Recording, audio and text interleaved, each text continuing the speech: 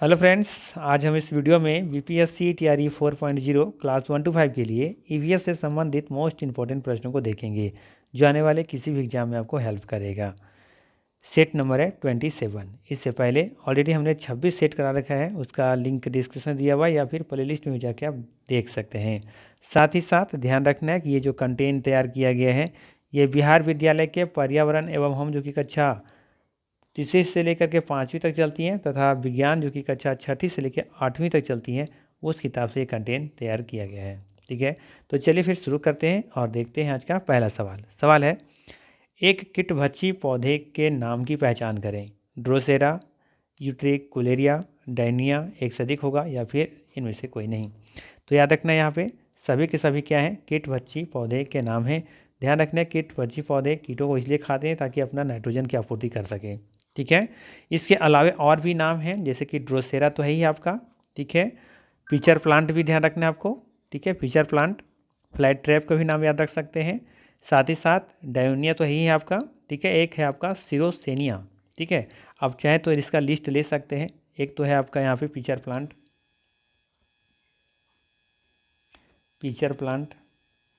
ये भी एक आपका कीटभक्षी पौधा ही है। दूसरा लिख लीजिएगा ड्रोसेरा। ठीक है, तीसरा आप लिख लीजिएगा डायोनिया। ठीक है, इसके बाद चौथा नंबर पर आप लिखेंगे सेरोसेनिया करके है। ठीक है, सेरोसेनिया, सेरोसेनिया।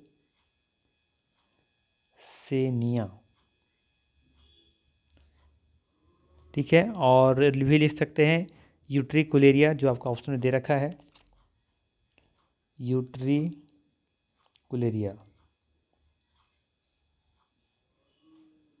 ठीक है, एक है आपका कोबर लिली। क्या है, कोबर लिली। ठीक है, और एक और लिख लीजिएगा, एक और नाम याद आ रहा है थोड़ा सा, वीनस फ्लाईट्रैप बताए थे ना। हाँ ठीक है, Venus flytrap, Venus fly trap. ठीक है, 3-7 का नाम याद रख लीजिएगा। ये सभी देखेंगे तो कीटभक्षी पौधे का ही नाम है। पिचर प्लांट, ड्रोसेरा, डायोनिया, ठीक है, सेरोसेनिया, यूट्रिकुलेरिया, कोबर लिली, वीनस फ्लाईट्रैप। ठीक है, अगर इतना याद रख लीजिएगा तो इससे बाहर नहीं सवाल में आएगा, इतना मान के चलिए। ठीक है, चलिए अगला सवाल लेते हैं। और ये भी ध्यान रखना है कि ये सभी जो सभी अपना भोजन स्वयं बनाते हैं, स्वपोषी ही होते हैं। बट कीटभक्षी पौधे जो होते हैं ना, वो कीट इसलिए खाते हैं ताकि अपना नाइट्रोजन की आपूर्ति कर सकें। ठीक है, ध्यान रखना है। चलिए अगला सवाल है कि आलू और टमाटर किस देश से आए थे। भारत, चीन, दक्षिण अमेरिका, एक से अधिक होगा, इनमें से कोई नहीं। बताना है कि आलू और टमाटर किस देश से आए थे। तो याद रखना है ये आया था दक्षिण अमेरिका से। कहाँ से आया था, दक्षिण अमेरिका से आया था। सी ऑप्शन यहाँ पे बिल्कुल ही सही होगा। अगला सवाल लेते हैं। अगला सवाल है, बीज के सबसे बाहरी भाग का नाम क्या है। बीज के सबसे बाहरी भाग का नाम क्या है। बीजपत्र, बीजकोट या फिर भ्रूण। ठीक है, सवाल क्या है, बीज के बाहरी भाग को क्या हम कहते हैं, ये आपको बतानी है। तो ध्यान रखना है, बीज कोट कहते हैं। तो क्या कहते हैं, बीज कोट, कोटिंग होते हैं ना बाहर से, एक तरह से याद रख सकते हैं। कोटिंग कहाँ कहता है, बाहरी परत पर। ठीक है, तो ये बाहर भाग में देखने को मिलेगा बीज कोट। ठीक है, ई बी ऑप्शन सही है। अगला सवाल है, गडीसर झील है ना, गडीसर झील किस राज्य में स्थित है। राजस्थान, महाराष्ट्र या फिर मध्य प्रदेश। तो ध्यान रखना है ये है आपका राजस्थान में।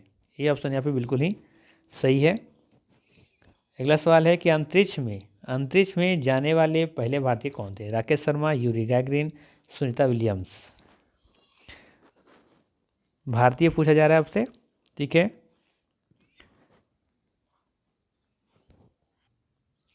सही आंसर हो जाएगा राकेश शर्मा। ठीक है, बाकी इनके बारे में ध्यान रखिएगा। यूरी गैगरिन ये अंतरिक्ष में जाने वाले पहले व्यक्ति थे। ठीक है, यूरी गैगरिन।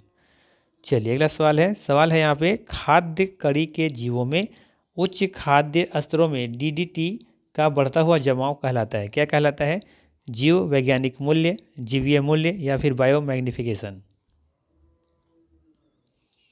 तो ध्यान रखना है, सही आंसर हो जाएगा बायो मैग्निफिकेशन। ठीक है, सी ऑप्शन यहाँ पे भी सही होगा। ठीक है, बायो मैग्निफिकेशन का सही आंसर है। अगला सवाल है कि हमें वर्षा जल संचयन क्यों करना चाहिए? वर्षा जल का उपयोग करने के लिए, वर्षा जल का कृषि कार्य में उपयोग करने के लिए, या फिर भूमिगत जल स्तर को बढ़ाने के लिए? क्यों हमें वर्षा जल संचयन करना चाहिए? तो देखेंगे तीनों कारण सही दिख रहा है, डी ऑप्शन सही होगा। अगला सवाल है यहाँ पे कि पृथ्वी पर जल का मुख्य स्रोत क्या है? वर्षा, नदी, तालाब, एक से अधिक होगा, इनमें से कोई नहीं। आसान सा सवाल है, सही आंसर हो जाएगा ए ऑप्शन वर्षा। ठीक है, वर्षा देखेंगे पृथ्वी पर जल का मुख्य स्रोत है। अगला सवाल है, केरल की शांति घाटी किस कारण संरक्षित है? केरल की शांति घाटी किस कारण संरक्षित है? बाघों के लिए, दुर्लभ वृक्षों के लिए, या फिर जल भैंस के लिए? तो याद रखना है, सही आंसर होगा यहाँ पे मिट्टी का, माफ़ कीजिएगा, दुर्लभ वृक्षों के लिए। क्या होगा? दुर्लभ वृक्षों के लिए सही आंसर होगा, बी ऑप्शन यहाँ पे सही होगा।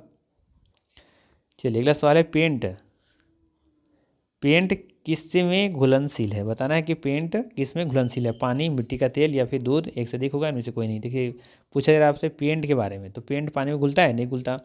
दूध में नहीं घुलेगा, मिट्टी के तेल में घुल जाएगा। ठीक है, तो बी ऑप्शन बिल्कुल ही सही होगा। आप देखेंगे कि जब पेंट आप करते होंगे तो हाथ में जब पेंट लग जाता है तो आप मिट्टी के तेल से क्या करते हो?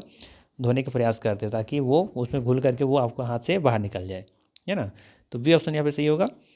अगला सवाल है यहाँ पे कि नमक कानून तोड़ने वाले गांधी जी, है ना, नमक कानून तोड़ने के लिए गांधी जी ने क्या किया था? डांडी मार्च किया था, डांडी मार्च किया था, या फिर अहमदाबाद मार्च किया था, फिर चंपारण मार्च? सही आंसर हो जाएगा ए ऑप्शन। ठीक है, डांडी मार्च किया था। ठीक है, ध्यान रखिएगा, ये जो मार्च हुआ था ये 24 दिन तक चला था। ठीक है, अर्थात हम कह सकते हैं कि 12 मार्च, ठीक है, ये 12 मार्च 1930 को शुरू हुआ था। ठीक है, और 6 अप्रैल को, कब? 6 अप्रैल को, 6 अप्रैल 1930 को नमक उठा करके गांधी जी ने नमक कानून को तोड़ा था। ठीक है, तो देखेंगे इसमें लगभग 24 दिन का समय था। ठीक है, तो 24 दिन ये कार्य चला था। ठीक है, तो ध्यान रखिएगा, दांडी मार्च के बारे में ध्यान रखना है कि दांडी यात्रा, या इसी को कहते हैं नमक सत्याग्रह। ठीक है, ये महात्मा गांधी के नेतृत्व में औपनिवेशिक भारत में अहिंसक सविनय अवज्ञा आंदोलन का एक कार्य था। ये 24 दिवसीय चला था, ये 24 दिन का था ये। ठीक है, सीधा सीधा याद रखना है। ठीक है, चलिए अगला सवाल लेते हैं। अगला सवाल है कि उस समुद्र का नाम बताएं, या उस समुद्र का क्या नाम है जिस पर हर चीज़ तैरती है? मृत सागर, अरब सागर, लाल सागर? सही आंसर हो जाएगा यहाँ पे मृत सागर। क्यों? क्योंकि इसका डेंसिटी अर्थात घनत्व जो है वो क्या है? बहुत ही अधिक है। ठीक है, घनत्व अधिक होने की वजह से इस पर लगभग हर चीज़ें क्या होती हैं? तैरती रहती हैं। ठीक है, डूबती नहीं है, क्योंकि घनत्व बहुत ज़्यादा है। अगला सवाल है कि पानी का जलवाष्प में बदलने को किस रूप में जाना जाता है? संक्षेपण, वाष्पीकरण, या फिर अवसादन? तो देखिए पानी किस में बदल रहा है? जलवाष्प में, तो इसे क्या कहेंगे? वाष्पीकरण कहेंगे। ठीक है, चलिए अगला सवाल है, मलेरिया किसके काटने से होता है? मादा एनफ्लूएंजा मच्छर, घरेलू मक्खी, या फिर मच्छर? सही आंसर हो जाएगा ऑप्शन नंबर ए, है ना, ऑप्शन नंबर ए सही हो जाएगा यहाँ पे। मादा एनफ्लूएंजा मच्छर के काटने से मलेरिया होता है। ठीक है, ध्यान दीजिएगा, फीमेल के काटने से होता है, ना कि मेल। ठीक है, एक अगर रहता है यहाँ पे नर रहता, नर एनफ्लूएंजा मच्छर, तो वो फिर आंसर नहीं होता, मादा ही होगा। ध्यान रखिएगा, फीमेल के काटने से मलेरिया फैलता है। ठीक है, वैसे तो जो नर होते हैं वो तो काटते ही नहीं हैं। ठीक है, चलिए अगला सवाल है, एनीमिया किसकी कमी के कारण होता है? लोहा, कूपर, क्लोरोफिल, एक से अधिक, इनमें से कोई नहीं। तो ध्यान रखना है, एनीमिया जो होता है ये लोहा के कारण से। ठीक है, लोहा की कमी के कारण से होता है एनीमिया। एक होता है निमोनिया। ठीक है, ध्यान रखिएगा, जो कि बच्चों में ज़्यादातर होता है ठंड की वजह से जो होता है, ध्यान रखिएगा, वो अलग चीज़ है। एनीमिया अलग है, निमोनिया अलग है। अगला सवाल है कि गेटवे ऑफ इंडिया कहाँ स्थित है? मुंबई, दिल्ली, चेन्नई? तो ये मुंबई में है। ठीक है, गेटवे ऑफ इंडिया कहाँ पे है? मुंबई में है, जबकि इंडिया गेट दिल्ली में है। ठीक है, चलिए अगला सवाल लेते हैं। अगला सवाल है, मच्छर अंडे कहाँ देते हैं? बहता पानी में, स्थिर पानी में, या फिर नदी के पानी में? तो सही आंसर हो जाएगा ऑप्शन नंबर ए बी, स्थिर पानी में। इसीलिए पानी को कहीं भी जमा होने नहीं देना चाहिए था, नहीं देना होना चाहिए। ठीक है, कहीं भी पानी का जमा होता है तो कोशिश करना चाहिए कि वहाँ से वो हटा देना चाहिए, या फिर उसमें कोशिश करना चाहिए कि केरोसिन तेल वगैरह छिड़क देना चाहिए, ताकि उसमें जो भी मच्छर के जो लार्वा हो डूब जाएँ, ठीक है, पानी के अंदर चला जाए तो ऑटोमेटिक वो क्या हो जाएगा, नष्ट हो जाएंगे। इसीलिए केरोसिन तेल जरूर छिड़कना चाहिए, या तो फिर उस पानी को जमा ही ना होने दें, ठीक है। 2 ऑप्शन है आपके पास, और भी कई ऑप्शन है बट 2 इंपॉर्टेंट ऑप्शन है आपके पास, ठीक है। चलिए अगला सवाल लेते हैं। अगला सवाल है कि मच्छरों के बच्चों को क्या कहते हैं, लार्वा, टैडपोल या फिर कैटरपिलर। इसका नाम अभी हमने लिया था, बताइए क्या होगा। अभी हमने इसका नाम लिया है, क्या कहते हैं, लार्वा, ठीक है। ये ऑप्शन यहाँ पे सही होगा। अगला सवाल है कि विश्व की सबसे ऊंची चोटी कौन सी है, बताना है विश्व की सबसे ऊंची चोटी कौन सी है, माउंट एवरेस्ट, K2 या फिर नंदा देवी। तो विश्व की सबसे ऊंची चोटी है माउंट एवरेस्ट, ठीक है, ये ऑप्शन यहाँ पे सही होगा। चलिए अगला सवाल लेते हैं। अगला सवाल है एवरेस्ट फतह करने वाली पहली महिला कौन थी, बछेंद्री पाल, सुनीता विलियम्स या फिर कल्पना चावला। तो सही आंसर हो जाएगा बछेंद्री पाल, एवरेस्ट फतह करने वाली पहली महिला थी बछेंद्री पाल। अगला सवाल है कि पर्वतारोहण के एडवेंचर कोर्स के निदेशक कौन थे, ब्रिगेडियर ज्ञान सिंह, ध्यानचंद या फिर मिल्खा सिंह। तो ध्यान रखना है, इसका भी सही आंसर क्या हो जाएगा, ऑप्शन नंबर यहाँ पे ए सही हो जाएगा, ठीक है, ब्रिगेडियर ज्ञान सिंह। चलिए अगला सवाल लेते हैं। अगला सवाल है माउंट एवरेस्ट की चोटी पर चढ़ने वाले पहले व्यक्ति कौन थे, बताना है कि माउंट एवरेस्ट की चोटी पर चढ़ने वाले पहले व्यक्ति कौन थे, शेरपा जेनेको, सर एडमंड हिलेरी या फिर सुशील कुमार, या एक से अधिक होगा, इनमें से कोई नहीं। सही आंसर हो जाएगा option number B, Sir Edmund Hillary, ठीक है। ध्यान रखिएगा वहाँ पे महिला की बात हो रहा था, ठीक है। एवरेस्ट फतह करने वाली पहली महिला कौन थी, बछेंद्री पाल, जबकि सबसे पहली बार चोटी पर चढ़ने वाले पहले व्यक्ति कौन थे, वो थे सर एडमंड हिलेरी। चलिए अगला सवाल लेते हैं। अगला सवाल है मजबूत होने के लिए और ठंड में खुद को गर्म कर रखने के लिए पर्वतारोहियों को क्या लेना चाहिए, विटामिन सी, आयरन और टैबलेट या फिर हॉट चॉकलेट, या एक से अधिक, इनमें से कोई नहीं। मजबूत होने के लिए और ठंड में खुद को गर्म रखने के लिए पर्वतारोहियों को क्या लेना चाहिए। अच्छा सवाल है, बताइए इसका सही आंसर क्या होना चाहिए। तो यहाँ पे सही आंसर क्या होगा, हॉट चॉकलेट ले सकते हैं, आयरन और टैबलेट की भी गोलियाँ ले सकते हैं, और विटामिन सी के भी ले सकते हैं, ठीक है। सही आंसर क्या हो जाएगा, ऑप्शन नंबर यहाँ पे डी। अगला सवाल है कि गोलकोंडा किस किला कहाँ स्थित है, हैदराबाद, मद्रास और मुंबई। बताना है आपको कि गोलकोंडा जो है ना आपका, ये किला कहाँ स्थित है, हैदराबाद, दिल्ली या फिर, दिल्ली तो ऑप्शन में है ही नहीं, मद्रास और मुंबई। तो ध्यान रखना है गोलकोंडा किला हैदराबाद में स्थित है, ये ऑप्शन यहाँ पे सही होगा। चलिए अगला सवाल है कि गोलकोंडा का किला किसने बनवाया था, आपको बताना है कि गोलकोंडा का किला किसने बनवाया था, मुगल राजवंश, कुतुबशाही राजवंश या फिर राजपूत राजवंश। तो ध्यान रखना है, सही आंसर हो जाएगा कुतुबशाही राजवंश। गोलकोंडा का किला किसने बनवाया था, कुतुबशाही राजवंश, ऑप्शन नंबर बी यहाँ पे सही है।